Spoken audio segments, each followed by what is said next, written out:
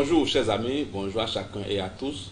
Nous sommes encore sur l'espace coaching dépassant nos limites, animé par le docteur Koudio Tokpanou. Je suis médecin, sociologue, auteur, écrivain et coach. Et depuis peu, je vous entretiens sur comment se faire respecter en milieu professionnel. Et comme je l'annonçais déjà dans la vidéo précédente, nous allons aborder la part de responsabilité de chaque acteur dans le respect qu'on lui accorde. Chers amis, on a besoin de nous dire, de nous rappeler que la vie que nous menons, c'est une vie que nous menons en écho. C'est-à-dire que tu reçois ce que tu donnes. Ce que tu lances te revient. Ce que tu fais, te fait. Et c'est la même chose par rapport au respect en milieu professionnel. Si tu demandes qu'on te respecte en milieu professionnel, si tu exiges d'être respecté en milieu professionnel, alors au départ, il aurait fallu que toi-même tu accordes le respect à autrui. Il aurait fallu que toi-même tu concèdes le respect à l'autre. Tu acceptes de respecter l'autre pour pouvoir recevoir donc en retour le respect qu'on doit te donner. Et aussi, il faut dire quelque chose. Le diplôme ne suffit pas pour se faire respecter en milieu professionnel. Le diplôme n'a aucune place, aucun rôle dans le respect en milieu professionnel. Le respect en milieu professionnel est équivalent pour tout le monde, du directeur général ou bien du président directeur général jusqu'au planton, jusqu'au vigile. Chacun à sa place doit être respecté.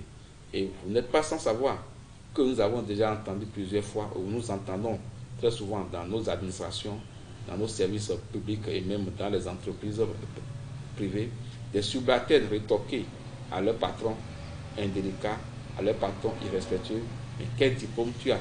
Moi-même j'ai des cadres dans ma famille, non? Moi-même j'ai des diplômés chez moi, non? Même si moi je n'ai pas été à l'école, mes enfants, mes cousins, mes amis ont des diplômes. Et qu'est-ce que tu veux me montrer? C'est juste pour dire que le diplôme seul ne suffit pas pour se faire respecter en milieu professionnel. Votre comportement, le respect que vous accordez à l'autre, votre crédibilité, votre honnêteté, votre sens de responsabilité, votre sens du respect du temps, votre sens du respect de la dignité de l'autre, votre attitude. Bref, il y a beaucoup de facteurs qui dépendent de vous-même et qui doivent inspirer respect. Mais souvent, nous les négligeons, pensant que c'est les autres qui nous doivent forcément respect. Non, nous devons respect aux autres et nous devons soigner également nos comportements. Nous devons soigner notre langage, que ce soit le langage verbal ou le non verbal. Nous devons inspirer forcément confiance et tout cela passe par les divers comportements qu'on peut adopter à l'égard de nos camarades ou de nos collègues de bureau. Si tu veux qu'on te respecte, toi aussi respecte les autres. Si tu veux qu'on te respecte, toi aussi écoute les autres et accorde un moment de respect. Alors merci à vous.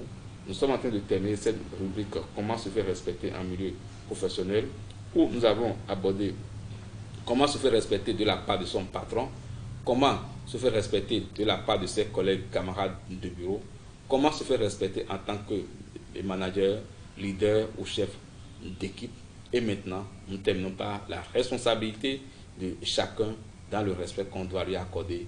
Et nous avons retenu que la vie est vécue en écho. Tu donnes ce que tu reçois, tu récoltes ce que tu sèmes, et alors tu récoltes le respect que tu accordes aux autres. Alors mes chers, disons-nous donc à la prochaine, toujours dans notre vision, notre option, ayons l'audace d'oser, car Dieu est dans l'agir, Dieu est dans l'action, et que Dieu nous bénisse donc, que Dieu bénisse nos diverses actions. Je vous remercie. À la prochaine pour une autre thématique, toujours sur ce même espace, dépassons nos limites, espace coaching animé par le coach Dr. Koudio. Je vous remercie. À bientôt.